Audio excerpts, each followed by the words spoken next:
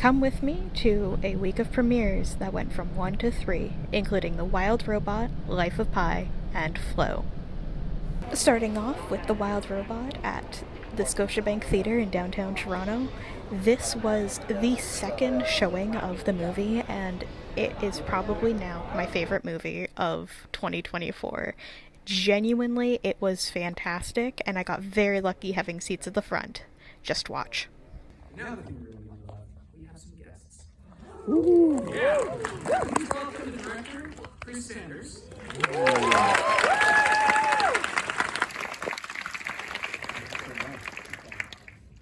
Oh my goodness, well, I could not be more thrilled that you're about to see this film. Everyone at DreamWorks worked so incredibly hard on it, and for us, this was really, I think, the film of a lifetime. And I am here with two of our amazing talents that made this happen. I would like to introduce Stephanie Shu, the voice of Vatra.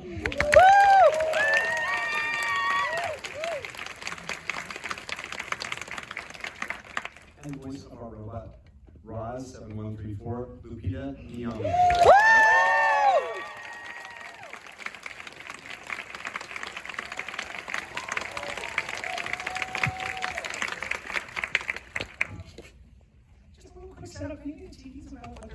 Okay, yeah, so this is a story of a robot who wakes up on an island and will not know that she is actually in the wrong place. She doesn't know she's lost quite yet.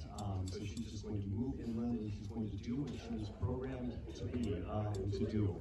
And she's about to change herself and the entire culture of this island through her kindness, frankly. And you're also going to see something you've never really seen before. The techniques used in this film are groundbreaking. Every single surface in this film is hand-painted. Our technology has gotten us around to the point where we can now, the human element is so prevalent in this.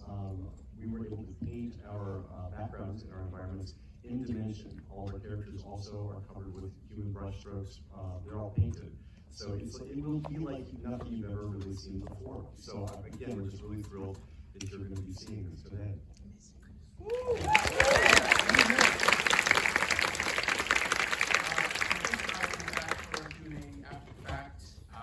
Because apparently there's a great deal of promotion to do when you're incredibly famous voice artists. But it's an absolute pleasure to have you here just to say hi. And honestly, you're not going to know what you do. This is a wonderful film. Please enjoy. Wild Robot. We'll see you later.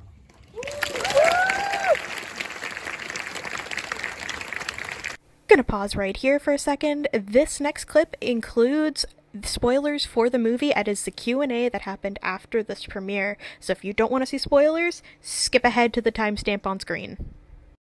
Well, Colin, thank you. Thank you for watching. We're going to do some Q&A. Yeah, well, I mean, we'll start.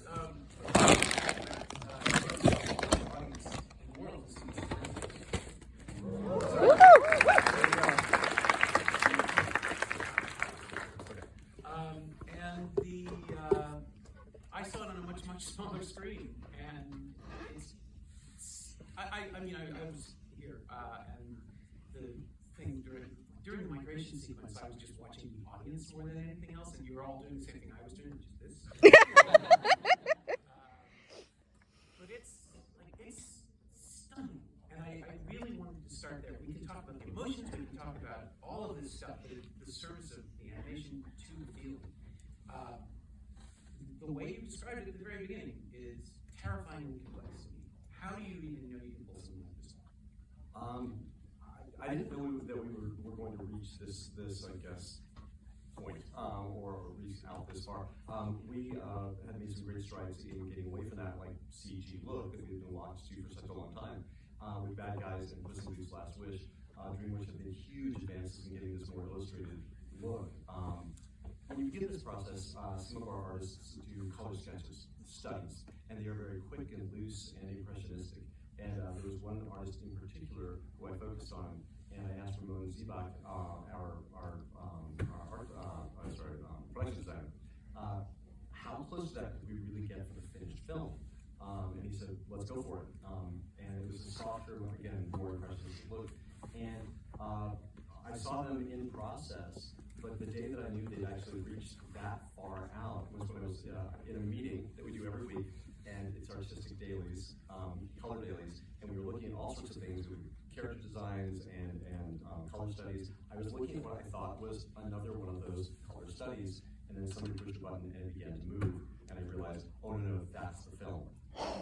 And there was a moment of like terror because I thought, have we gone too far? It was so different looking.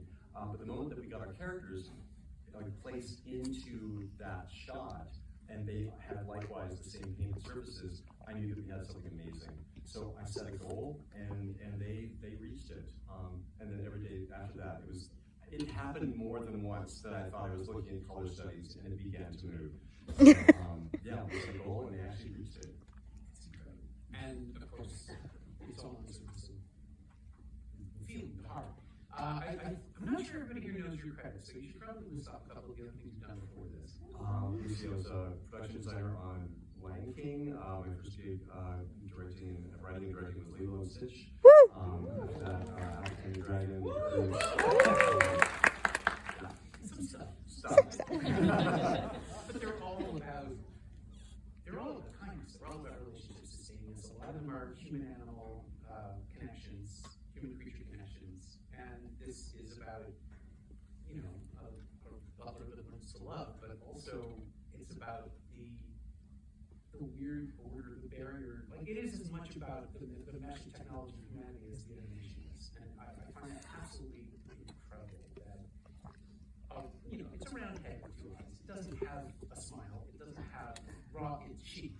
Raw is an inanimate object for most of it, or inflexible. And the second Lupita Nyong'o's voice comes out, you're just like, oh, it's a person. Like, instantly. Isn't that neat? It's magical. We really like one and only, I think, change that we made from Peter Brown's book was that in his illustrations, Roz has a very simple line indicating a mouth. And I was insistent that we not have any mouth on Roz. I wanted her to have that more simple face.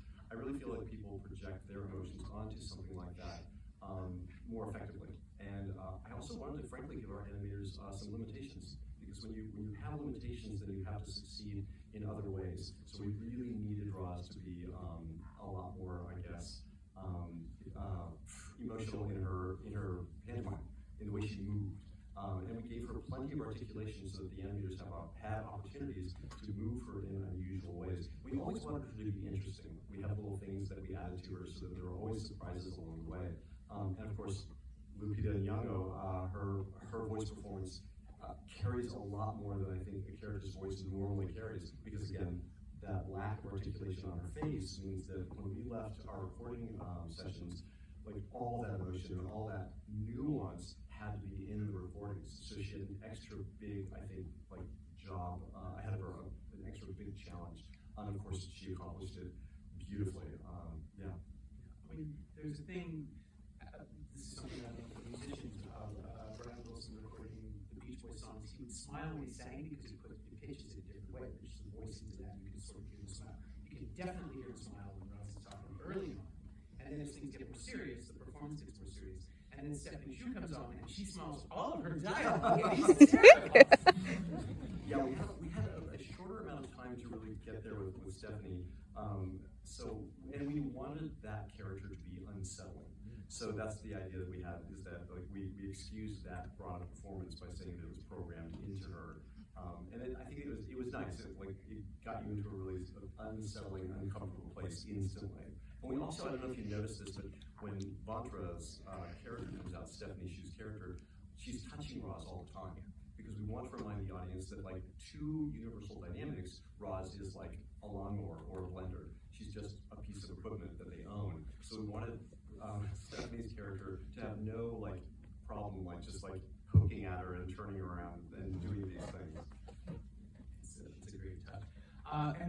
We did want to take some audience questions, but I personally, I'm really, really curious. I know we have some young viewers in the audience, and I'd love to know what you thought. So, if anyone under 15 has any questions, look, I can bring the mic up so everyone can hear you. No pressure. Is there going to be a wild robot too? There's a very good chance there will be a wild robot. There's a second and a third book. Fred? Don't spoil it. Anyone else? From the youth audience? I'm sorry, it's awkward and weird. Do you have a question? It's okay if you don't. Is there a hand? I can't. I'm sorry, the light's right in my eyes. If there is a hand, just shout, or someone will shout for you. Okay, I wanted to know, was it a hard decision to not let the wild robot stay wild? Was it a hard decision to not let the wild robot stay wild? Also, you are not a child. In that case, doctors are available for whatever you need. The ending is really important, of course, to the story.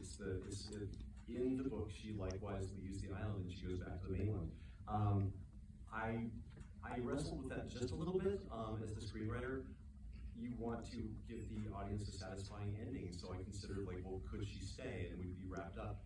But of course, with you, I also didn't want to assume success. I was like, I didn't want to be like, oh, it's going to be a second one. And if for some reason this one didn't work out, then I thought that wouldn't be, I don't know, it would feel a little bit presumptuous.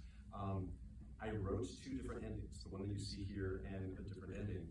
And to the credit of the executives at DreamWorks, to Margie Cohn and Kristen Lowe, they read the two and instantly said, no, she should leave the island. We should stay true to the book's ending. It's a better ending, there's no doubt. It's a more complex ending, and it suits the movie and the story because it's the one from the book. So only briefly did we didn't really even consider it. I just I put the option down on paper. Hoping that they would reject it? Oh, I definitely was hoping for she returns home, and yeah, no hesitation. They were like, of course she has to return home. It's beautiful. I was watching you guys this time, just waiting for you to call me, come on, sing on.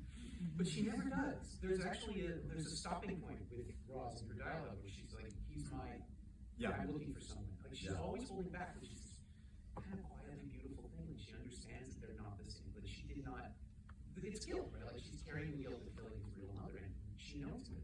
Yeah, and he shares some of that too because he has an accident as well later on when he accidentally walks out. And again, he has no bad intentions. He steps out and reveals himself to those robots, to the other Rosums, and that triggers that catastrophe inside the dome.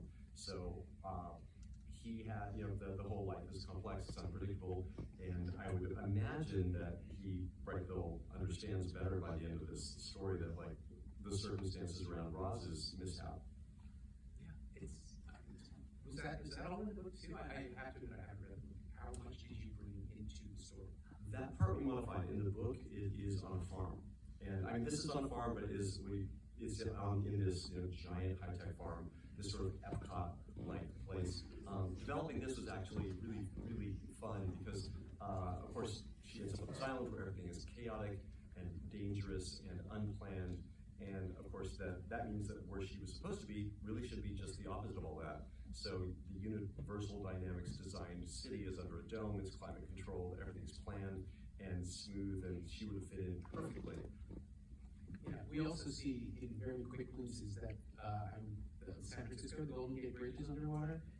So while you never really tell us how far in the future, obviously robots are going to for a while, but the world has changed. I mean, I think he says this is the worst winter he's ever seen. But it's clearly all of this is part of a quieter commentary in production design about where we could end up. Yeah, we asked Peter if he had an actual year or date in mind, and he said no. It's just sometime in the future. And these were different ways that we could let people know it's our planet. That was another thing, that because people are so scarce in the movie, we worked very hard to make sure that people understood, the audience understood. There are people, humans still dominate the planet. There was a particular shot during the commercial that's being shown, projected on the wall inside that cave, where it says one Rosm for every 5 humans means a 40% increase in happiness overall. And it's that was another make sure you say it a few times during the film. People are still around, they're still in charge, and the Golden Gate Bridge being underwater. Okay, this is our planet, so. One Rosm for every 5 humans? I think, yeah. There's 400 humans here. I got more than 40% increase in happiness out of this movie. Yes, right there. I was going to say, so Roz's voice kind of becomes more human as the film progresses, and I was wondering what kind of vocal, strategies were employed to kind of make that shift from like robot to human, and inverse as well. You have Brightville's kind of like becoming more, where Roz is becoming more kind of unreasonable to find their way to love. Like Brightville is becoming more reasonable to find their way to love, and if any notes were added to their voice to kind of make it seem more like understanding or more mature, more adult, understanding that like, hey, I know that you had to do these things and that you are a robot and you're kind of learning to be like me, and I'm now learning to be like you and understand you.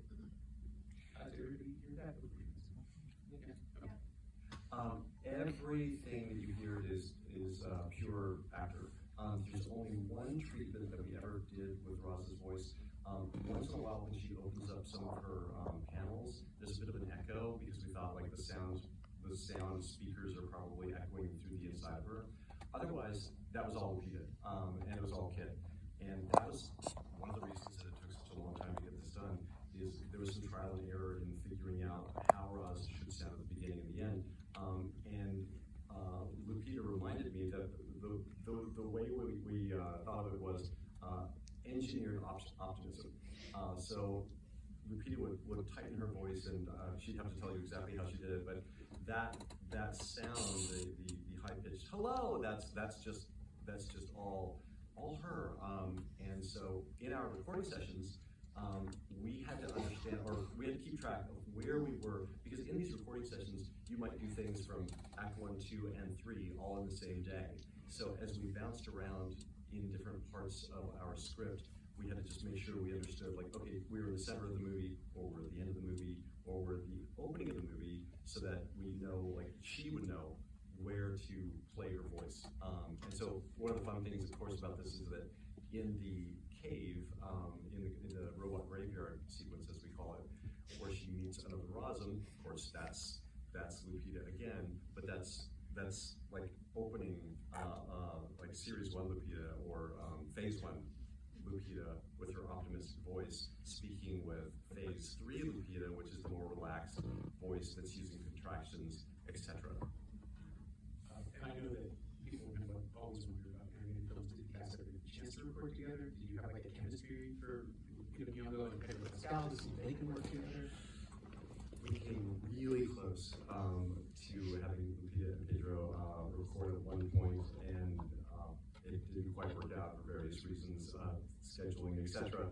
So this one, everybody did things separately, and it makes you realize, I leave these recording sessions with a great deal of responsibility, because they are really trusting us to do something well, because there's no set. You can't look at like dailies right there like you would on a live action set. So I would take their voice in our little box and run back into the forest, disappear back into the forest, and I can only imagine like that might, I don't know, just be a little stressful, I think, for the actors. Just what are they doing out there?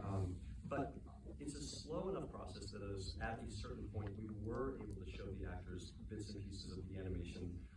Even though it wasn't fully lit, they could see little bits and pieces of what we were up to by like a year or so into the process. Do you got any more? Oh, right down there. Okay, sorry, further. Yes. Cool. Thank you for being here, Chris. Before the screening, you had alluded to some new innovations with the animation, some game changers, I think you had said. Would you expand on that a little bit? Can you expand on the innovations to the animation and do it to the nutrition? Yeah, really, it's the overall look. It's all that painted surface. We were able to get, like, there's the ability for the artists now to paint dimensionally without any sort of geometry. In the past, it was always wrapping geometry to make things look like rocks or the surface of a tree or something like that. And in this case, I went to a demonstration at one point, and an artist was working on a stylus, and on the screen, there were these brush strokes that were like being, painted, and they would turn, and brush strokes would come around the back, and they would turn again, and it would roll around as they were painting, and they could paint all those things there without having to have geometry underneath it. So one of the wonderful things about this is that as you look closely at, like, if you look away from the characters at any point, you could probably find like a flower, for example, and there's like a little rough stem that comes up with a little blob of color above it, but they don't connect. We didn't have to build that sort of geometry.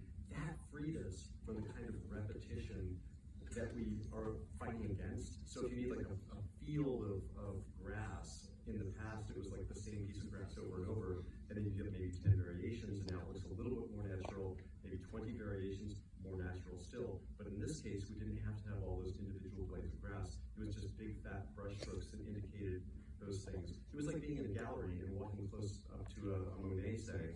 You get really close to it, and it's just nonsense. It's little blobs of color that are just, they're pretty, but they don't add up to anything. But then you back away from it, and suddenly it becomes a garden or a beach or something like that. And so that's what's going on there. And the effect that it has is, you know, you've seen it, it's incredible. It's an entirely different experience.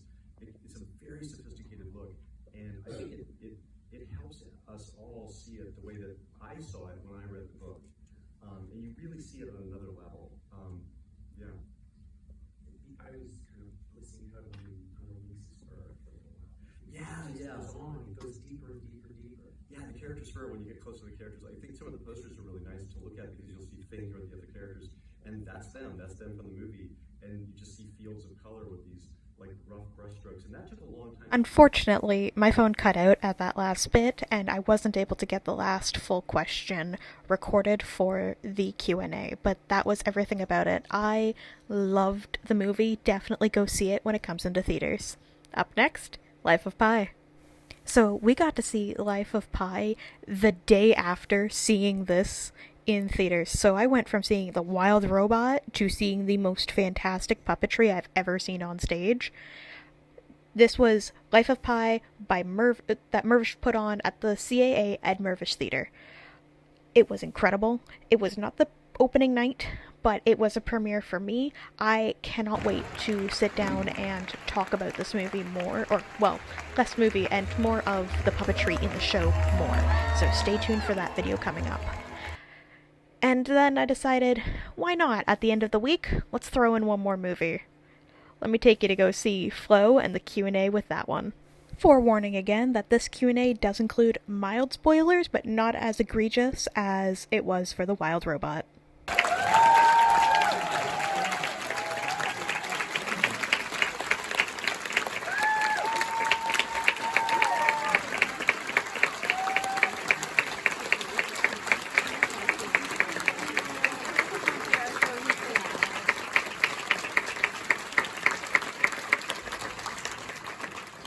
Wow, the reaction I hoped for. It is just such a wonderful piece, and I think a triumph in many regards. But I'm just thinking about kind of your mindset at beginning this process and beginning this film, because I think someone who made many animated shorts as well. Like, to have no dialogue is not unusual for animated shorts, and yet there is a sort of block about this for features, and this sort of shows that, oh yes, I mean, it can be incredibly expressive and emotive, and you don't need, talking critters. They don't need that. But I'm sure did it take a lot of convincing in those early stages as you're trying to get the resources you need that, no, this can work, we can make this, we can have chirps and barks and all the other noises, and have all the character you could possibly need for this story. Yeah, I think it helped that it made the film before without dialogue, that helped people trust me that I can pull this off. And I've never had dialogue in any of the films, so for me it's actually it's easier to work this way, to tell stories like this, because I haven't just tried dialogue, and I think it's actually like a benefit for me. I can without the dialogue, I can be more expressive with the other tools. I can be more expressive with the music, with the sound, with the camera, with the lighting and the editing. And I think then we don't have to compete with the dialogue, which when there is dialogue, it tends to get all the attention. And here we have extended sequences with just the music, or extended sequences with just the sound. It was important that we have each of these elements have a moment to really express. And when I come up with stories, I think of scenarios that it makes sense to have no dialogue. So I knew from the beginning that the animals would not speak and they would act like animals. So I have to think about it from the script writing process, how the world is set up, how I have to use the world to kind of show what the characters are thinking, what their motivations are, And I think it's good in animation to have some limitations, or any of the arts to have some kind of limitations, because it helps you kind of get started. And it's great that this type of film can work for audiences of different ages or different cultures or different parts of the world. So I think that's one of the strengths of the animation. Oh, definitely. And I was also thinking about how, it's funny because I think about casting for films. And you did, I mean, I was curious about kind of, especially in those early stages, sort of deciding. I think you sort of said before, I think you probably feel maybe first you identified as the cast, but then you have this incredible cast of friends, of everyone quite different. And I'm sort of wondering about that sort of process of sort of deciding, who's going on this journey. Yeah, it started with the cat, because actually I started thinking of this story when I was still in school, in high school. I made a short film about a cat who overcomes its fears of water, because I had a cat like that at the time. So basically, years later, I decided to revisit the story, because I wanted to tell a story about a character who learns how to work together, because that was something I was going through myself at the time. And the next character that I added in the story was the dog, because I also had 2 dogs like that, which was an inspiration. And basically, like, the cat is on a journey of kind of learning to trust others and work together. But I wanted to have this dog character who is on basically an opposite journey, who's in the beginning is very trustful and dependent on others, and almost wants someone to tell them what to do. But in the end, the dog learns how to be more independent. So that was important for me to show how there's no one right way, and maybe the truth is somewhere between these 2 extremes. And the other animals were also based on, I decided on the animals thinking of the theme of the film, which is wanting to find a place where you belong, or wanting to find your group of peers that accept you. And the lemur wants that, and the bird wants that, but they all have different ways of trying to achieve these goals. And it was important that we can understand all the characters and relate to them. And there are no bad characters; they just have different ways of achieving their goals. And maybe the capybara is the only one who doesn't learn anything. knows what it wants from the beginning, and maybe it teaches others. So that's the group. Strength of his convictions. Yeah, we'd love to hear questions from you as well. So let's come up. Oh, and right there. I'll repeat the question so everyone can hear. Go ahead. Yep. Go ahead. Beautiful film. My question is, I noticed that there are a lot of references to humans, like from the house beginning to the ruins of the cities, but there was not a single human in the film. Can you speak on that concept, or what the thought process behind that? Great question. Just talking about the sort of the hints of humankind, but the sort of, I mean, obviously their presence is really just their absence really is their presence. And talk about that choice. Yeah, there was never at any point, I never considered actually having humans in the film, but because I knew that there would be no dialogue, and but I wanted to leave some hints and let the audience think about what might have happened, or what might happen after the story.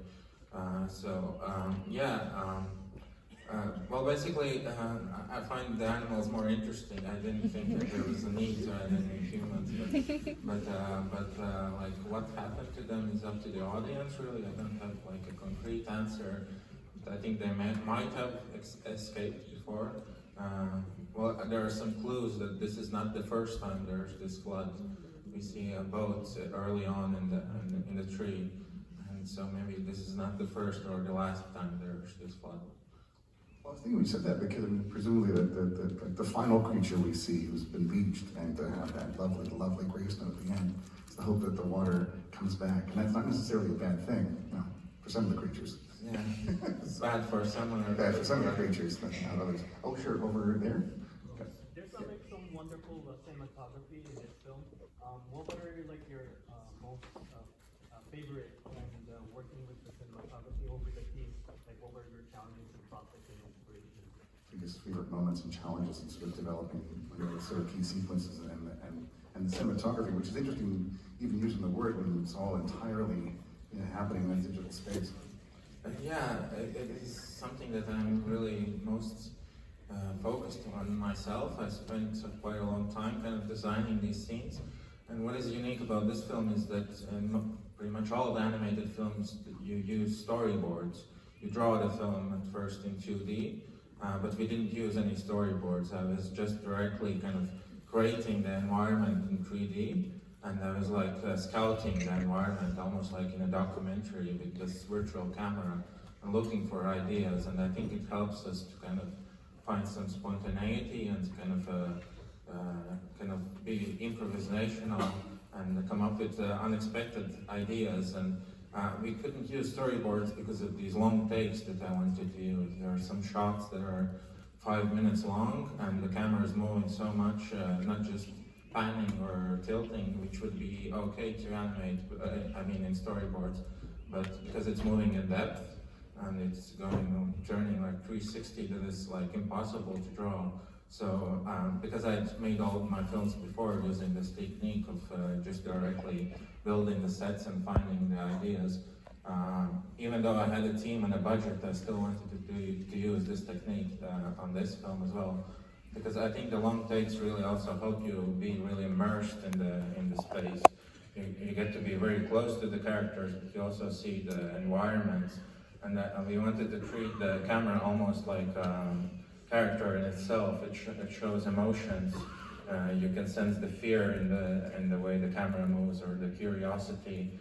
And I wanted to have, within a shot, there's both like an objective perspective, which is like a wide shot, but then it can very gradually morph into a close-up. And kind of have editing within the shot, even though there's no actual edits. It's kind of edited with the movement of the camera, which I find very interesting. And I think this kind of film, like we have water, which is totally very complicated. We have animals, which would be in live action would be impossible. And we also have these long takes. So we tried. I think this story can only be done in animation the way we did, and we tried to use the strengths that it has. Great, thank you. Oh, sure, go ahead.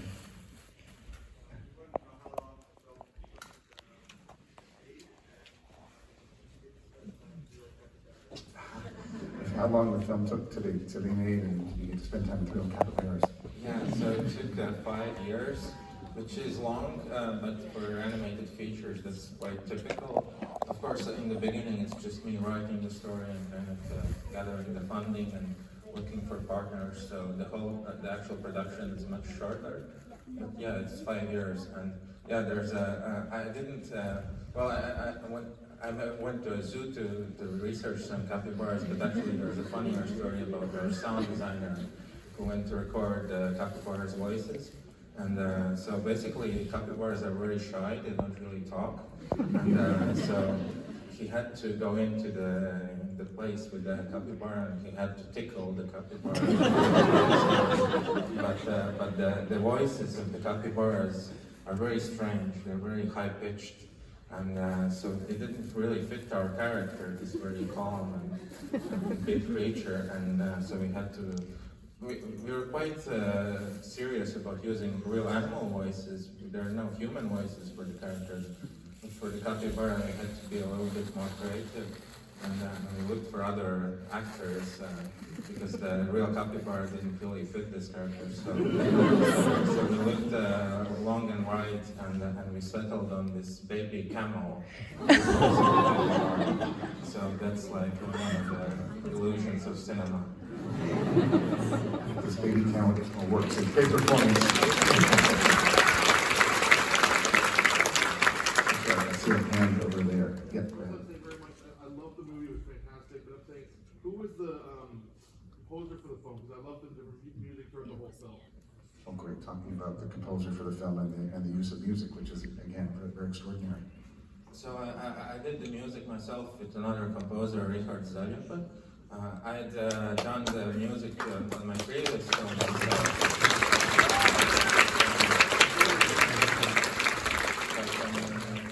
Away, the music was a lot more minimalistic and kind of atmospheric, and so I tried doing that as well in this film, but it required a different approach. And one thing about the music in my films is I like to make the music very early while I'm still writing the script, and it helps me, it influences the way that the story develops. It helps me find the tempo, the atmosphere of the story, and sometimes even gives me ideas for new scenes. So it's an important process for me, because also writing is the most difficult for me, but writing the script, but writing the music, it's one of my favorite parts. So when I get stuck writing, I tend to procrastinate by making some music, which is quite productive, I think, at least. But then it's good that I have this music early, that I can also edit the film to the music, and I don't have to use temp scores, which sometimes happens in other films where you ask a composer to copy someone other's composer's work and make it a little bit different. But this way we could use our own music. But then I reached the limits of my skills, because I'm not really trained as a musician. I didn't go to a music school, or I don't play any instruments. I wrote it on my laptop, basically. And we needed to bring in professionals. So Richard is really played most of the solo instruments, and he really developed the themes, and then we recorded everything with a big orchestra, which was amazing for me, because it started on this tiny laptop with very small, on a small scale, and then to hear it with this orchestra was really emotional for me. So yeah, I'm very happy with the music.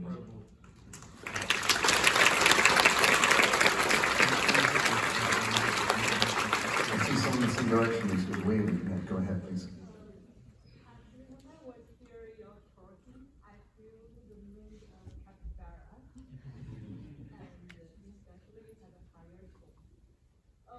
When I was watching the film, I felt it was like a lonely cell of the life of a cat in the small, like overcome the journey. But actually, as a writer, as a creator, and then you actually is the character of capybara. Well, I guess I guess there's if I understand the question, just about the emotional, I mean, sort of have the cat have this sort of lonely journey. But was that how you felt in that process? Is that about right? I'm trying to think. I think if I relate to capybara, that was a question. Yes, yeah. I wish I could be like a capybara. But I'm very anxious, actually, but I'm more like a cat, who's always afraid. But I wish I could be like a capybara. Actually, I think I prefer the company of dogs. I like dogs. I have dogs as well, but me, myself, I'm more like the cat, who's very anxious and wants to do things my own way, and but I really relate to all the animals. And one more. Oh, sorry, I think there, go ahead. Yep, you're looking back to that.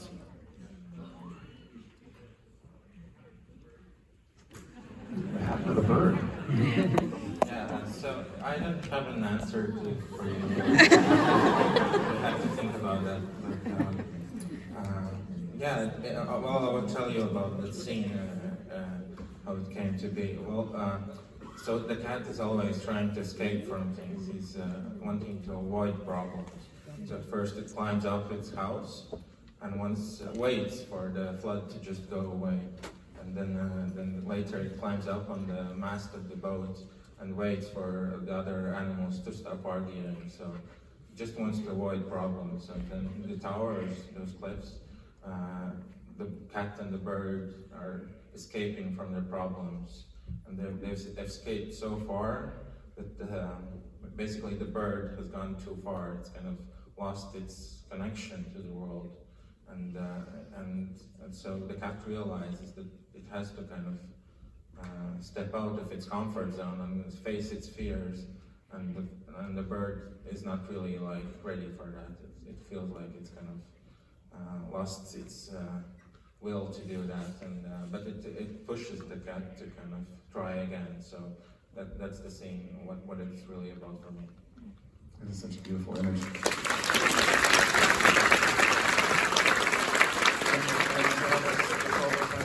We're so happy to have kids here and the film and you for supporting the film. Thanks to everyone. That was my week, going from 1 movie to 3 premieres. It was an incredible week, and TIFF is always amazing. I hope next year I can fit in more than just 2 movies, but maybe even I'll have an industry pass. Who knows? So this is Backstage Magic this time. Signing off, and I hope you guys get to see some of these movies in theaters. They are incredible. See you next time.